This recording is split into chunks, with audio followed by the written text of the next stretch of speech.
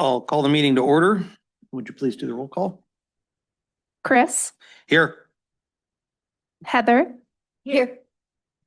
Marita, Rita has resigned the commission. Sarah, Here. Joshua, Here. Micah, Here. Thomas. Here. Okay, do we have any amendments to the agenda for today's meeting? Do we need to remove item 7D? 7D. I see it's crossed out on our agenda. Yeah. Okay, I would move to remove item 7D. okay. Do we have a motion to approve as amended? My motion to approve is amended. Second? All in favor?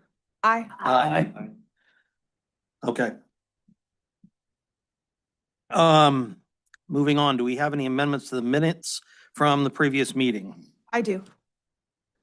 I have, I just noticed one of my comments was written the opposite of what I intended. I was calling in on Zoom and my toddler was hammering. So I just wanted to clarify for the record what I intended to say. It's item 7D. The minutes say Commission Secretary Feinwalsh spoke with concerns that if the commission denied the variance, then it would be appealed to the Borough Assembly. I actually meant the opposite. So what I would have it say is Commission Secretary Feinwalsh spoke with concerns that if the commission approved the variance, then it would be appealed to the Borough Assembly and overturned, which would disappoint the applicant. Okay.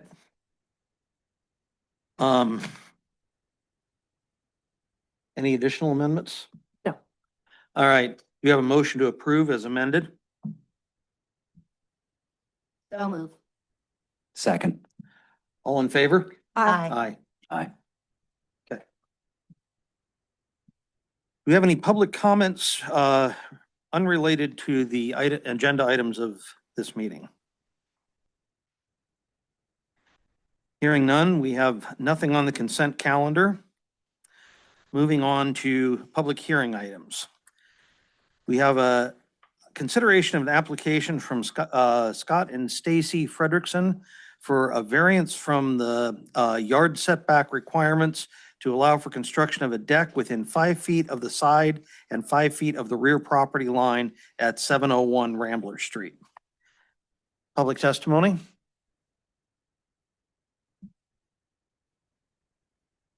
Hi, my name is Aaron Hankins. I live at 602 Queen Street, just around the corner. I also work at the fire department. Simply put, it was brought to my attention that this has been before you guys before, and during your deliberations, some of the concern was that was going to affect EMS and fire access into the property. I was asked by the property owner to come do a quick look at what's going on and any considerations that could make it easier for us. They've already done that. I mean, it's pretty wide open. In fact, there's egress in and out of their building if this is approved on all 4 sides of the house. So I just want to come up here and publicly state that in no way does this affect our ability to get in the house. In fact, makes it easier. So Thank you. Any further public testimony? Do we have a motion? Yes, I move to approve the application as presented. Second. Discussion? I appreciate the comments by Mr. Hankins, as well as the comments from the applicants last session. So I think this is a no-brainer. I wanted to further comment that I'm familiar with the site, and I agree, it's a no-brainer. Any other comments? Questions? I'm satisfied. Okay. Mr. Chairman? Yes, Liz. Need to have some meet the criteria, so you have to provide what the physical circumstances or conditions are that require a variance for the property. Okay. Is one of them that it was already built where it was built on the property existing before the Fredericksons, you know. So for them to put their deck in, this is how they envision it going. And then the other consideration would be Mr. Hankins' testimony. That has nothing to do with whether there's a physical constraint on the property. Well, I thought it addressed the physical constraint where it met with EMS, firemen getting access. I thought that was a physical There's actually concern. another criteria that deals with public health and safety, and that one's already been met. So the only one that you're missing is what's the exceptional physical circumstance or condition applicable to the property or to its intended use or development, which do not apply generally to other properties in the same zone.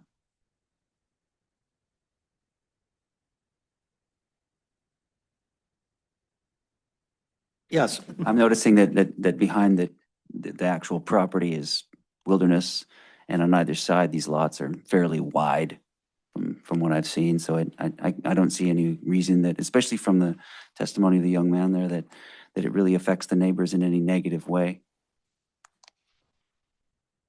Tyria.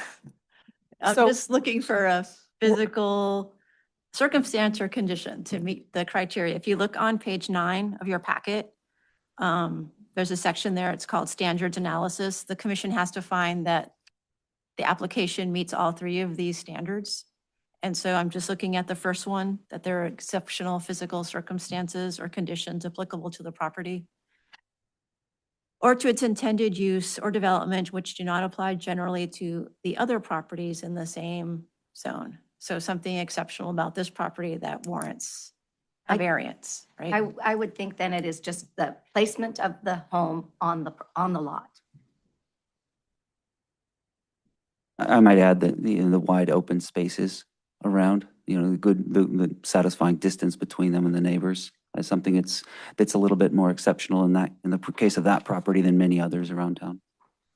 They've got the space for it. Then they wouldn't need a variance, so that must not be it. See what you're saying? Placement of the home on the lot.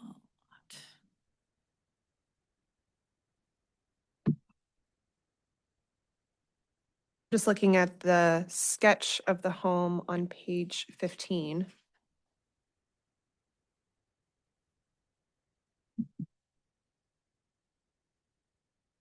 And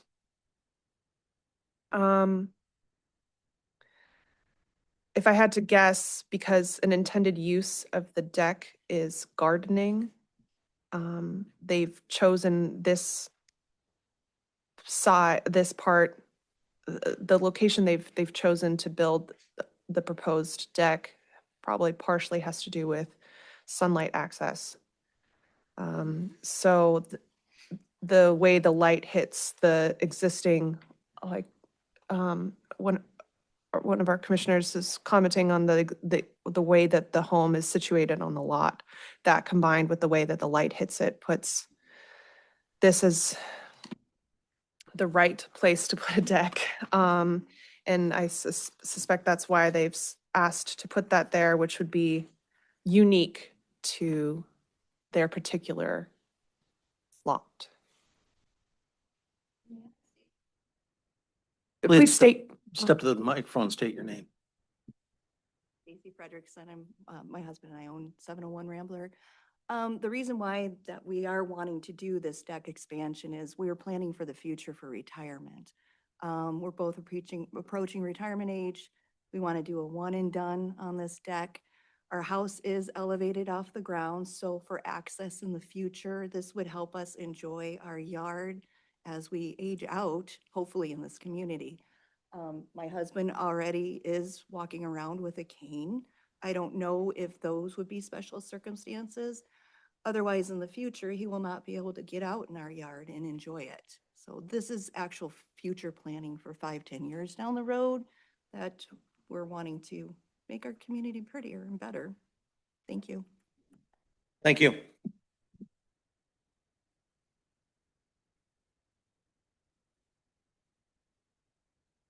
I appreciate the applicant's reasoning, and I recall that from your original application, that this was for future planning.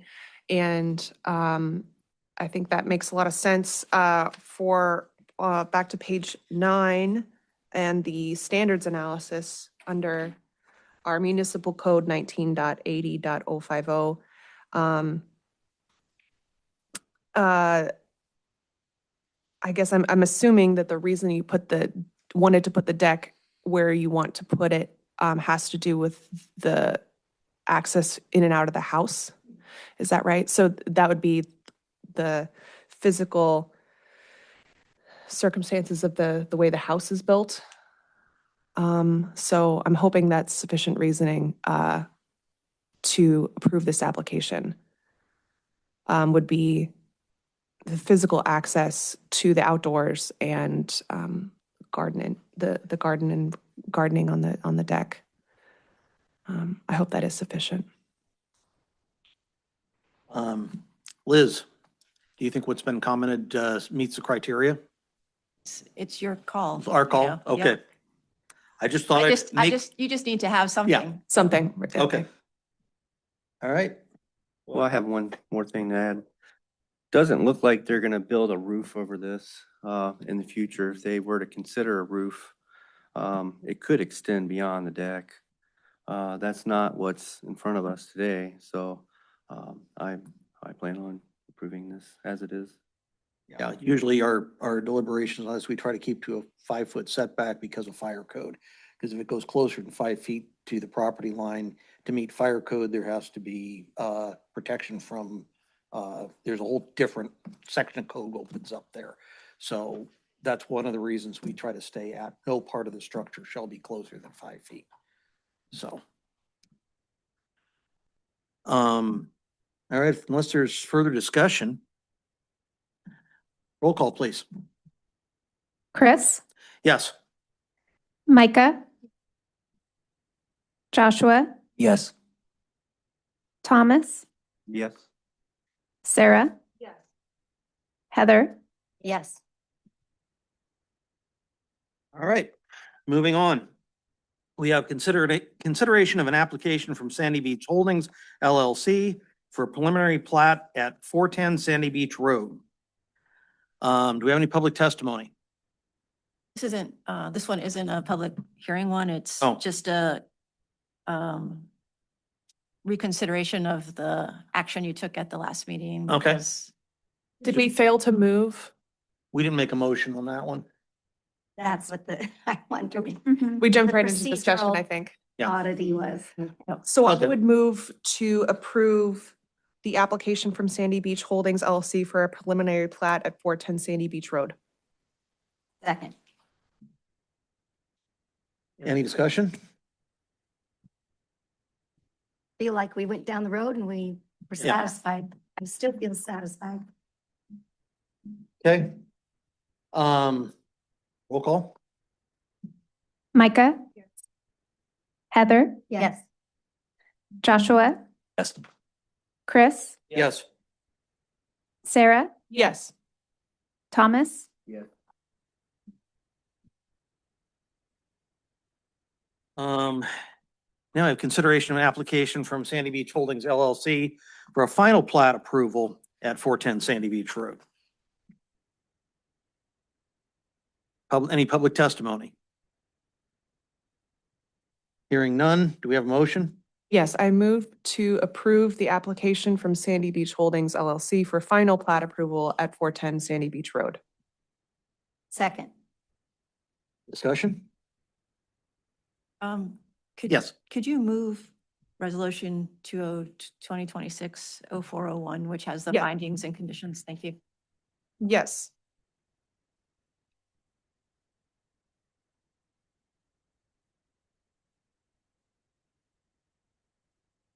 Oh, I see. Thank you. Okay, may I amend my motion? So I would move to amend my motion to read, I move to approve resolution number 2026-0401, final plat for the Carluck subdivision at 410 Sandy Beach Road, subject to the conditions of approval of the resolution. All right. Just as a matter of discussion, I'll put in the conditions into the record. The conditions of the resolution are: condition 1, submit a plat with legible lettering meeting the generally accepted standards for good draftsmanship as prepared by a professional land surveyor, properly registered in the state of Alaska, drawn to scale, and provided in a format size suitable for recording. Condition 2, prior to recording of the final plat, a certificate to plat shall be updated to a date not more than 15 days prior to submission of the final plat to the borough clerk for recording. Those conditions seem reasonable to me. Okay, whoever amended that or seconded that, why don't you just re-second? Second. Okay. Mr. Chair. Now, what's the roll call? Let's just do it. Yeah. Joshua, Yes. Thomas, Yes. Heather, Micah, Yes. Chris, Yes. Sarah, Yes. All right. Item D was struck from our agenda. Consideration of an application from the Petersburg Borough for a replat of a portion of 7th Street and 200 Oslog Street. Do you have any public testimony? All right, hearing none. Do we have a motion? Yes, I move to approve resolution number 2026-0402 to consolidate a vacated right-of-way to create a standard residential lot at 200 Oslog. Okay, Second. any discussion? This is a continuation of a previous matter that was before us, so I still think it's a good idea. Yeah, on the short tails of Commissioner Fine Walsh, the people there, as far as I'm aware, they just want to consolidate to make it a legal buildable lot, and It's the borough requesting it. borough requesting it, yeah. That makes perfect That sense. makes another lot available they can sell, so, and it's in an area where there's utilities and everything already. So I think it's a good idea. Any other discussion, comments? Roll call, please. Sarah, Yes. Joshua, Chris, Yes. Heather, Yes. Micah, Yes. Thomas, Yes. Okay, moving on to recommendation to the Borough Assembly regarding an application from Robert Funk to purchase borough-owned property at 502 Lumber Street. Do we have any public testimony? Hearing none, do we have a motion? I move to recommend to the Borough Assembly that Lot 6, Block 245, USS 1252A be approved for sale. Second. Discussion? I think it makes perfect sense to sell off borough property, so I'm all in favor. Yeah, and it complements what he's got going. Yep. Seems like life will be good for him there. I'm also familiar with that lot. The only possible problem that I see in the future is that part of it seems to be in an elevation superior to the adjacent property that's facing north. But then again, I was seeing it when there was snow on the ground, so I don't know if that's actually the case. Facing north? I think facing north, down from Lumber Street.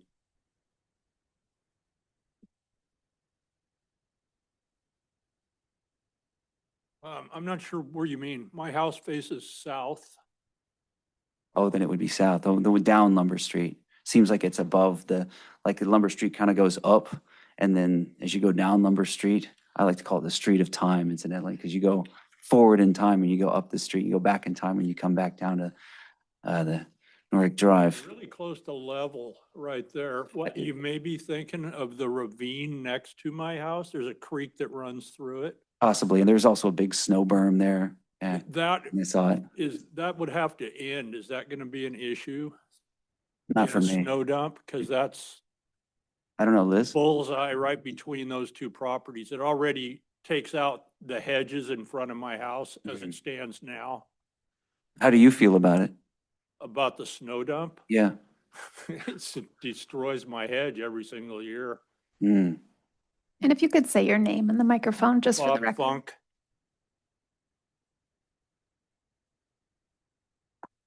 I don't personally have a problem with that or moving the snow dump as long as we have another place to put it, right? I talked to a neighbor of mine, Dennis Jones. He used to live at the end of Lumber Street when he was a kid. And he said that's where they used to dump the snow. Be straight on up the street.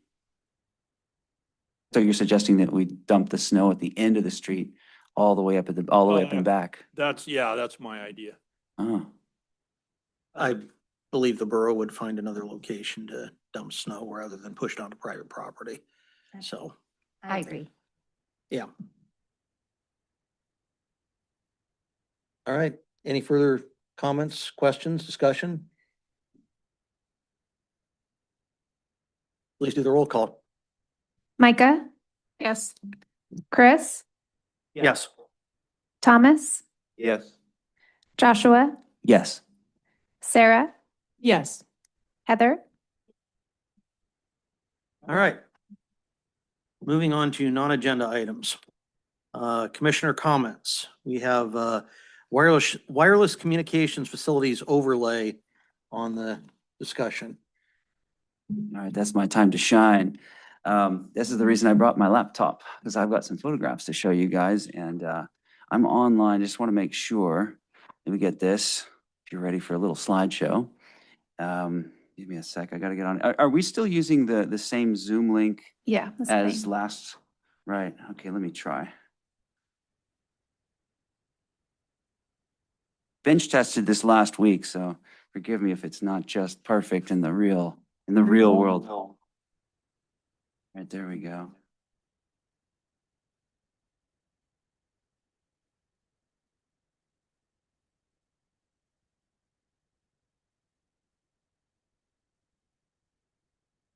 Stay muted.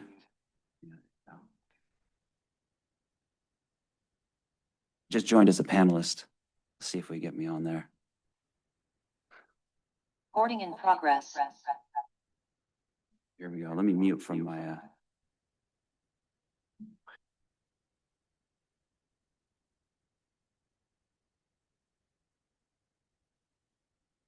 go from here. Turn it Share button at the bottom. You'll be able to share. Okay, share, got that going on. Share screen? Got it. Okay. Usually takes, there's a delay of a couple of seconds with this. All right, here we go. All right, let me.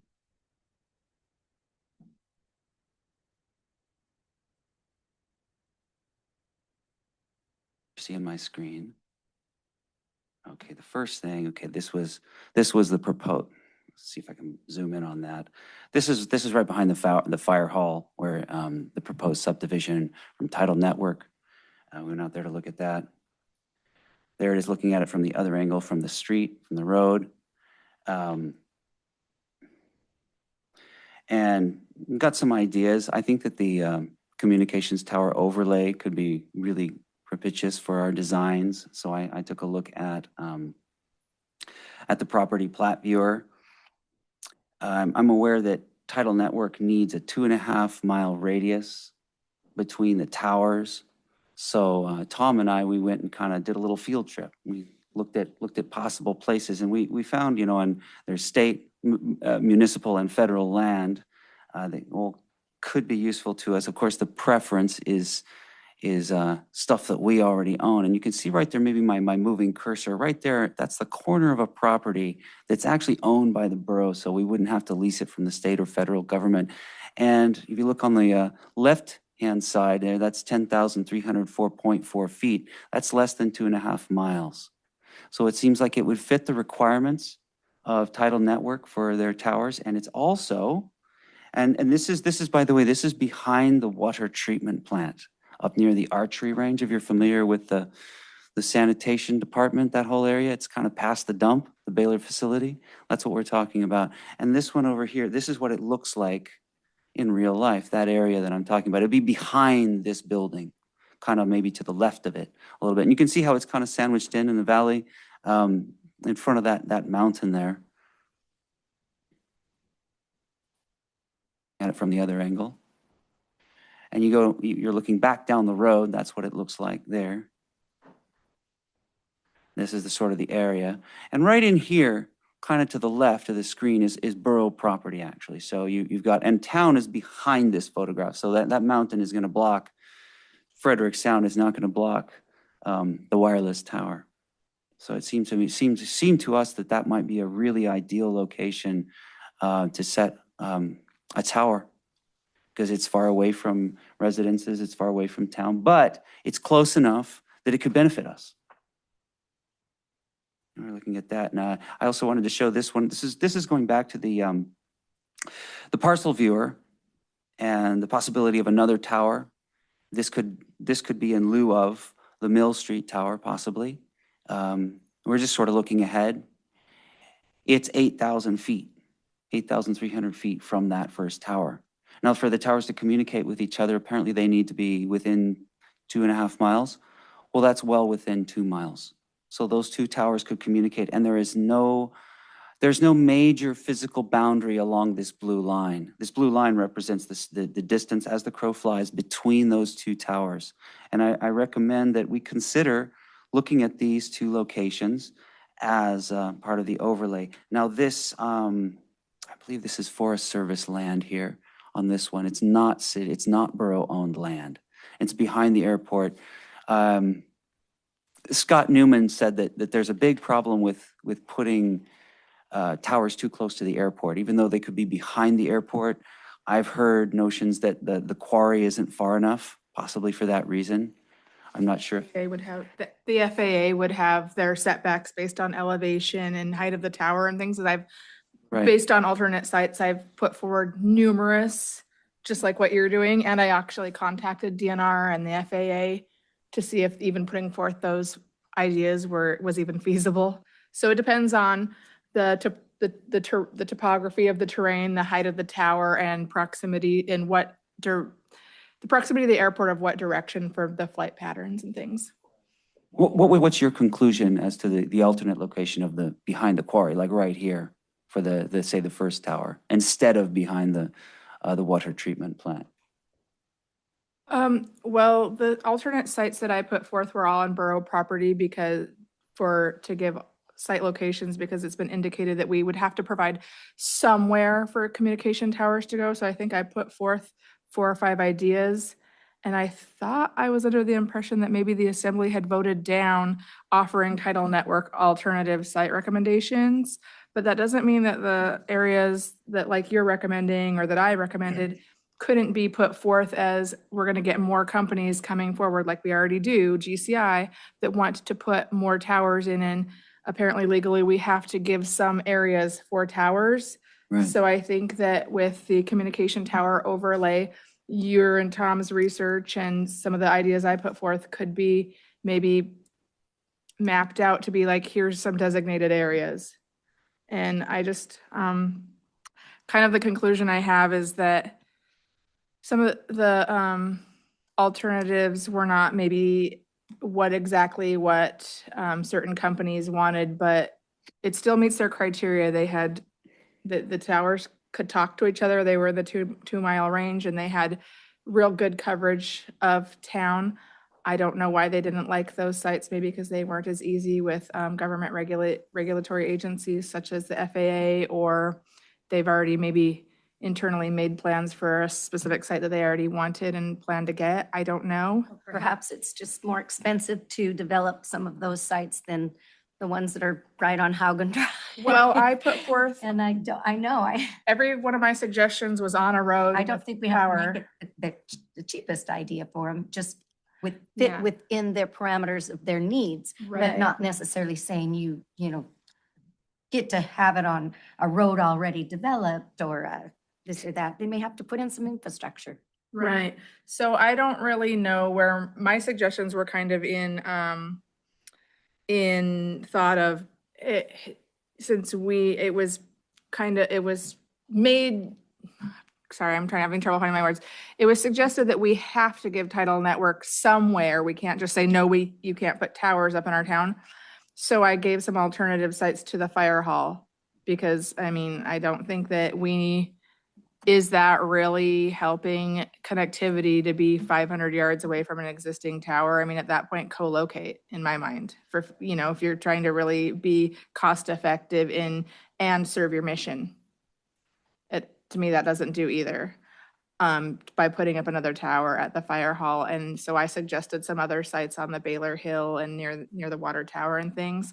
So, but that was in suggestion to Tidal's continued request to purchase the property near the fire hall. But I think that your suggestions could also be added to designated areas for towers. And that's what I hope my suggestions would eventually morph into. I don't know where to take it from there. I feel like I'm just hitting a wall with trying to be proactive and make suggestions. Do you get the impression that Tidal Network just basically said stonewalled us because those were the properties that they were able to buy? It seems kind of random to me that Mill Road and the old flower farm on Rory Road, it seems like if that probably wasn't their first choice anyway.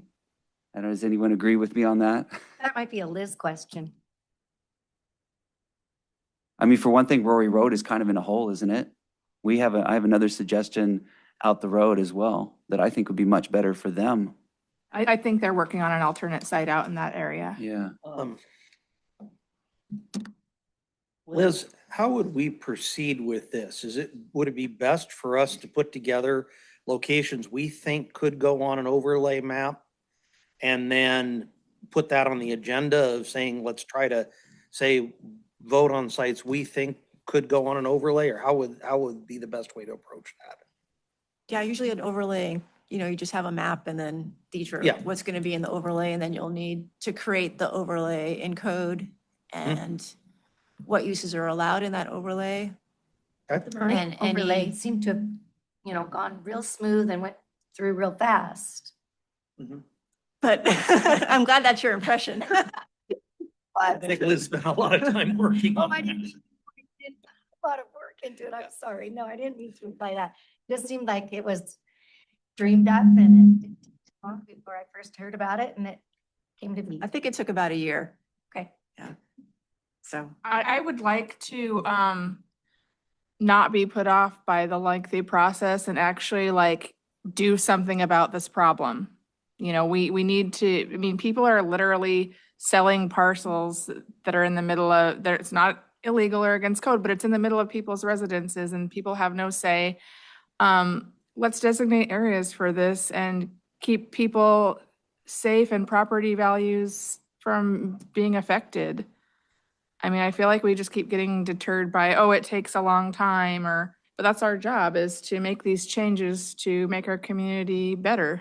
Well, why don't we just plan on at the next meeting, everybody show up with some proposed parcels that they think would be good ones to put into that overlay and know who owns them and such. And we can discuss them and then say, okay, this is what we want to make the overlay. And then we can proceed from there. So Liz, how would be the best way to handle doing that? Should we put that as an agenda item or should we put it on as a commissioner comments again? So if you're going to change something like that, I think if we're going to change any zoning, we would need to notify property owners that might be affected. One thing, we come up with a proposed map Okay. and then put it on as an action item Right. at the next one. Okay. Yeah. So if you're just going to have another discussion item with a proposed map, and then once you settle on that proposed map and we can know which properties we're talking about, then we can send out the notifications around those properties for the next meeting. And then you can consider it as an action item at the next meeting. Okay, I want to make sure I understand the process. If we are just going to discuss it next month, it can be an actionable item the following month. Right. If you end up with an actionable item, which is, a map with specific things that we can put out a public notice for, and, we're actually voting on something, just the map alone would be one step, but you're not really telling people exactly what's going to be allowed in those areas, unless you're thinking that these are the areas that we would allow a tower just with a building permit, if that's your goal, or if you're, you'd have to actually have some narrative. So we'd have to come up with some language at that point Yeah. as to, basically what we're saying is, okay, these properties are going to be in the cell tower overlay.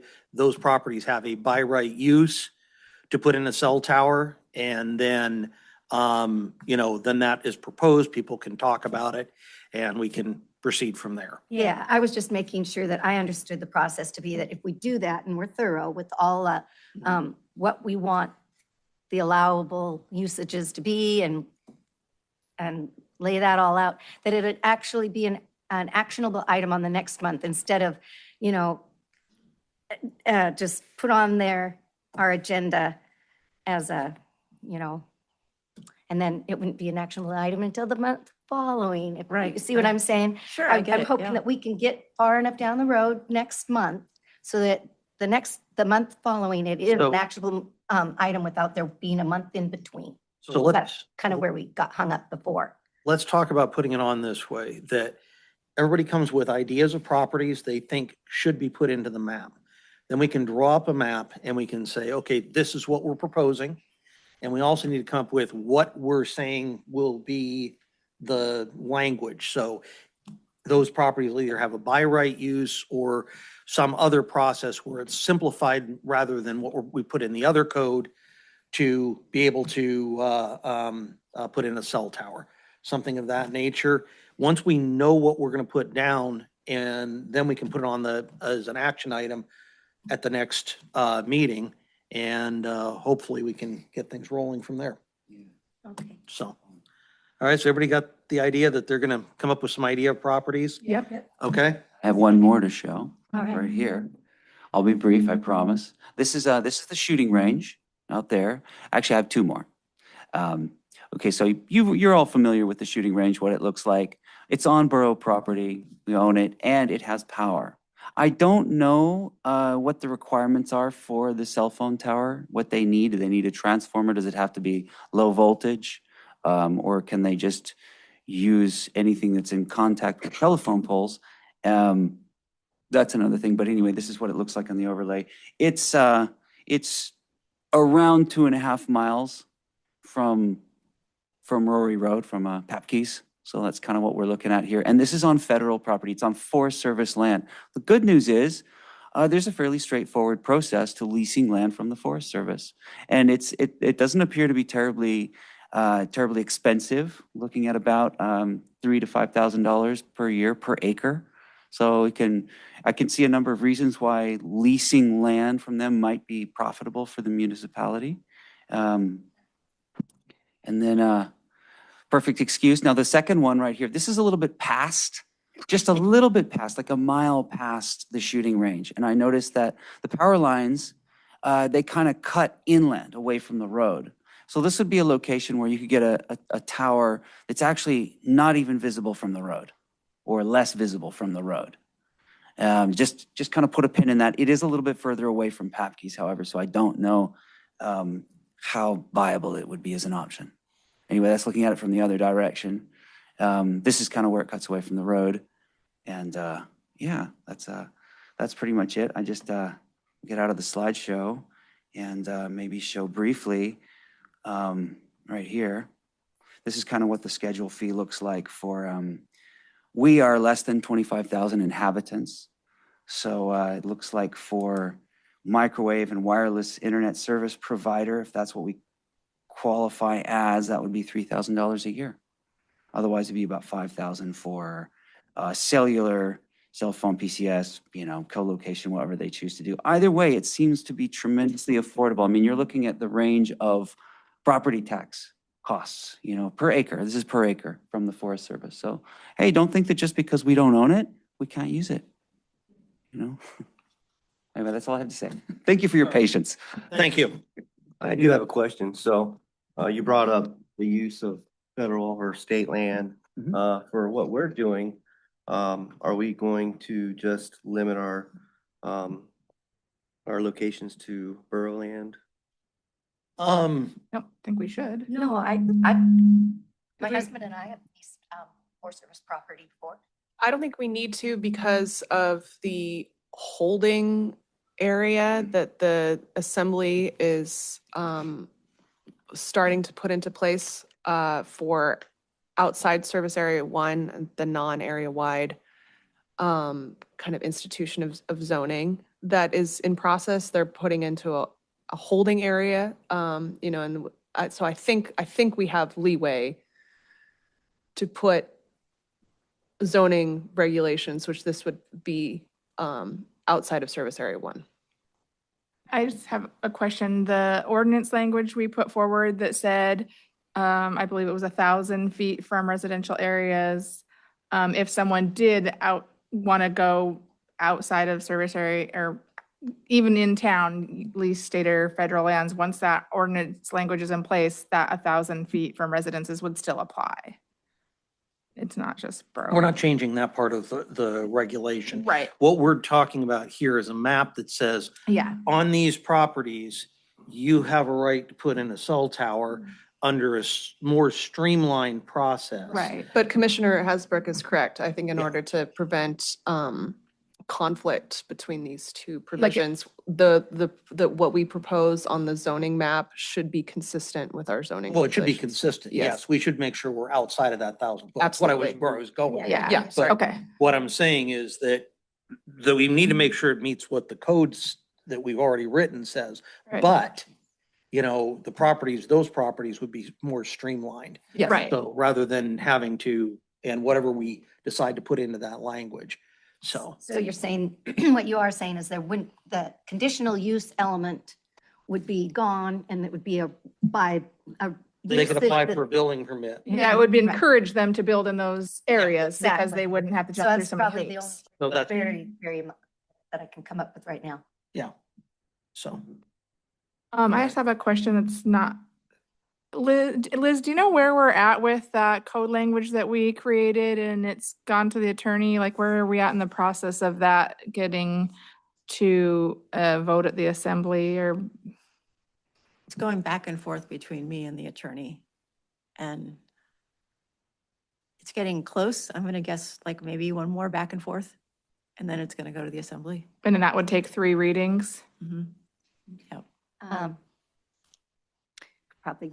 I've got one question for clarification. We were saying 1,000 feet from a residence. Was it 1,000 or 3,000 that we decided on? 1,000, okay. I think it was actually 1,500 from childcare, hospital and Yeah, school. from sensitive, yeah. Yeah. Not residences. Uh-uh. Mm. I thought, So is, to be. It was clear, this- 110%, right, of the height from Yeah. the property line, and then you had to find sensitive areas, hospital, school, Okay. Yes. 100 hospital, school, assisted living, and childcare. Yeah. This Yeah, is and ringing it was within 1,500 feet. Yeah. 110% of the height. This is ringing a bell From the property line. From the property line. from Yeah. property line.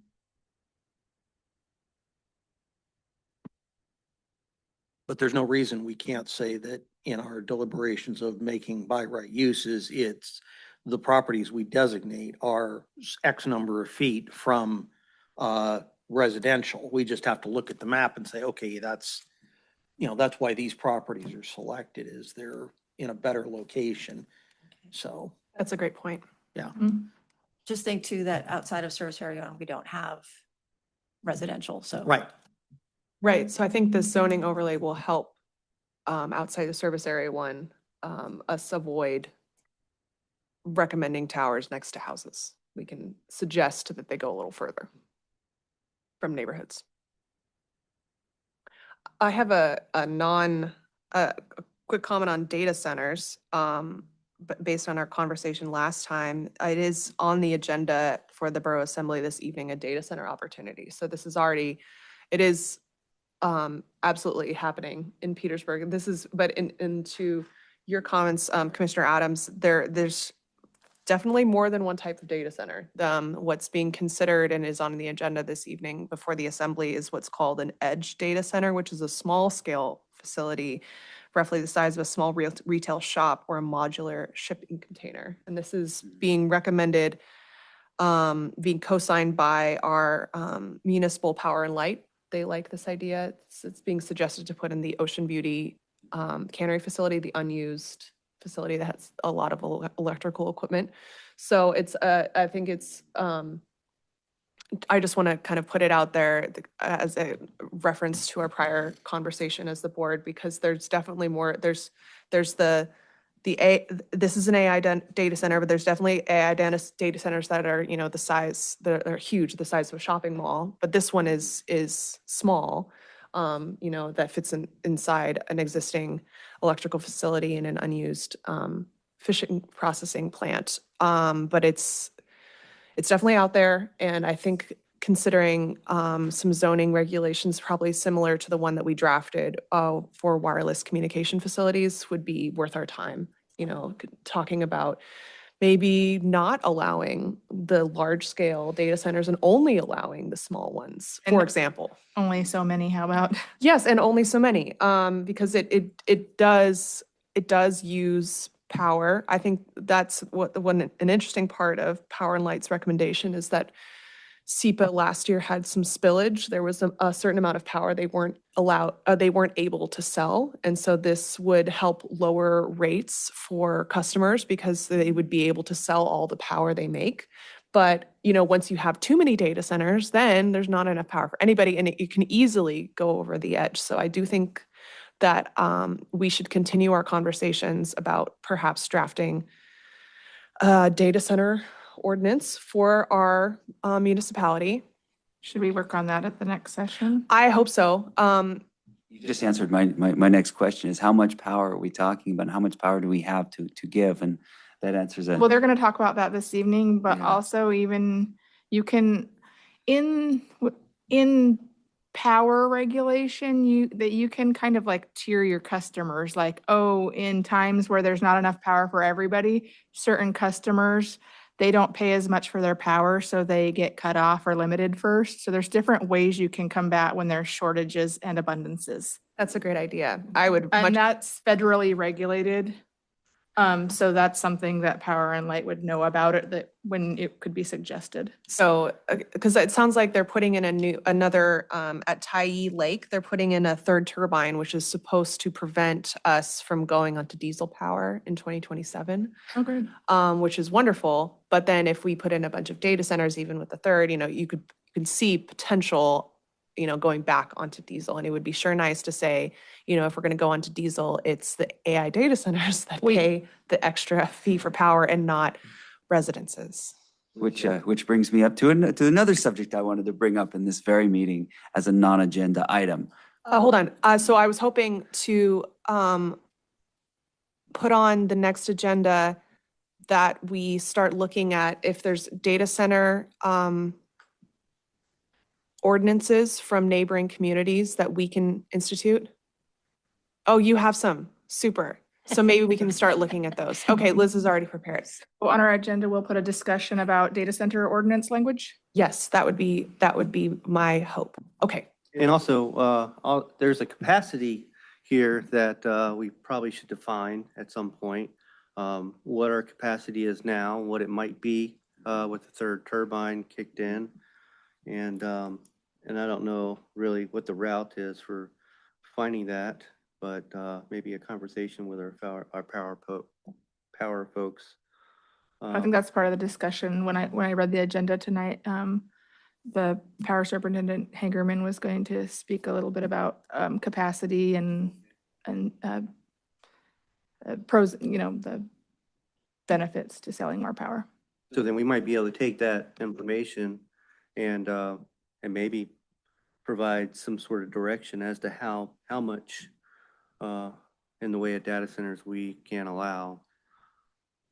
Liz, could you please make sure you send out what you have in the way of ordinances to the commission before the next meeting? Yeah, actually, the only one I have right here is the one that Anchorage just passed last month. Okay, So if anyone wants a hard copy, I have here. If not, I Sure. can email it to you. just email. If I get it by email, it'd be great. I'll take a hard copy, but Okay. After, yeah, I'll Thanks. use my legs. Great. That Peter. Anyone else want to comment on anything just before I jump in? Just one last thing. Anyway, little video.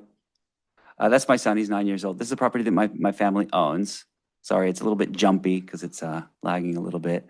But that we have how many dozens of these streams all over Petersburg, and micro hydro is like the easiest way to harvest power on a small scale. And guess what? None of this is accessible to us. I'm guessing that this is about, you know, between 1 and 3,000 watts per, continuous, 24 hours a day, 365 days a year, an average of 2,000 watts, give or take. Now, if we were to harvest some, even a little bit of this energy, that's micro hydro. That's half the power that you need to power a house, and we're not using it. So I wanted to open up the conversation, especially because we're talking about data centers, and they're very power hungry. Two things data centers need: they need water, fresh water, and they need lots and lots of power. And there's no limit to how much power they can consume, because the more they have, the more they want. They just want to build them bigger and bigger and bigger, and there's never quite enough because of AI. Our nation has a really heavy bet on AI, and if you look at things like Palantir and some of the other AI companies, they have a price to earnings ratio sometimes of upwards of 700. It's unbelievable. So our nation really is betting heavy on this type of technology.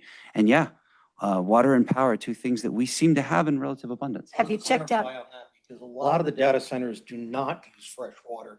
They just use recirculated water within their closed system. So they do not use fresh water. They are not releasing stuff. They out in the environment. occasionally need Some some do, due to some do. evaporation, But, even the. you know, most of the time circulating they're just replenishing Mhm. within a closed loop system. Yeah, right. So, And they address evaporation occasionally. well, a lot of times they're in a completely closed loop system, and they actually aren't even using water. They're using polyethylene glycol, which is the same stuff that they're using for de-icing the airplanes up at the airport. So, yeah. From what I understand, they use that internally. Yeah. And then they use a heat exchanger where they do pull from either salt water, fresh water. They can do it that way, or they And- can do heat exchange to air. Mhm. And up here, we have cool enough air most of the year that they would not need to use fresh water. They could just do heat exchangers, just using like an air conditioner. So it would be heat exchange to air. I think these are really good things So- to put in our ordinance language, encouraging closed Closed loop. loop systems Yep. and things of that nature. Yep, Yeah. and not just swallowing up all our fresh water. Yeah, bear it in mind, closed loop systems are measurably less efficient than open systems. Not that I disapprove in any way. I'm totally with you there. But it's like up here, you know, they're typically where they're using lots of fresh water is in areas where it's a very hot climate. Mhm. And of course, water's scarce there. So that's why it becomes a big issue. But water's a lot cooler, so you can get a lot bigger differential to be able to cool down your processors using fresh water than trying to cool the air. Where up here, that's not an issue. Right, you can cool with air in Alaska, and we heat 11 months out of the year. There's a term they like to use in the industry called waste heat, because all of these data centers are sprouting up in Texas, like Nevada. Why Texas? They should be, I mean, just looking at it, you know, from a geographic perspective, I mean, why not Alaska? The waste heat, this is a resource for us. We pay to heat. In the Northwest, they're sprouting up near the Columbia River because of the hydroelectric dams there, and they can Yeah. buy cheap power. Yeah. So it's a lot of it has to do with where can they buy cheap power. Right. So. So I think it's really important for us to be as proactive as possible, because we're already behind the 8 ball. You know, we're already putting one in before we have an ordinance. Potentially. If you have a comment, please feel free to. Yes, but as long as you state your name. My name's Lisa Browning, and I just heard about the center coming in, so I started doing a little bit of research.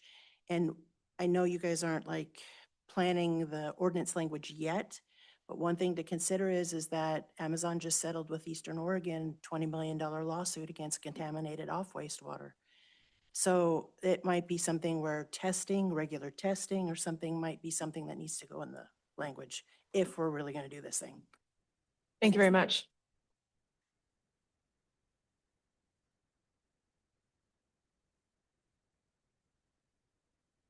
For the closed loop system. Absolutely. The ethylene glycol. Although really, Propylene glycol. I mean, propylene glycol, yeah. Polyethylene glycol, sorry. Yeah. There's three different ones. Yeah. One of them's poisonous, the other two aren't. Right. Yeah. We will, we could use forced air. I mean, it's cold enough here a lot of the time. You can also shut down if you were going to use a forced air system, it does not require water of any kind. You just run it for the 11 months out of the year when we heat. All right. We done with commissioner comments? Liz, any staff comments? Okay. Okay. All right, our next meeting is May 12th in the chambers here at noon. Any idea who's gonna be able to be here? I'll be here. I'll be here. I'll be here. If I'm not here, I'll be on Zoom. Okay. All right. Do we have a motion to adjourn? So moved. Second. Second. All in favor? Aye. Aye. Aye.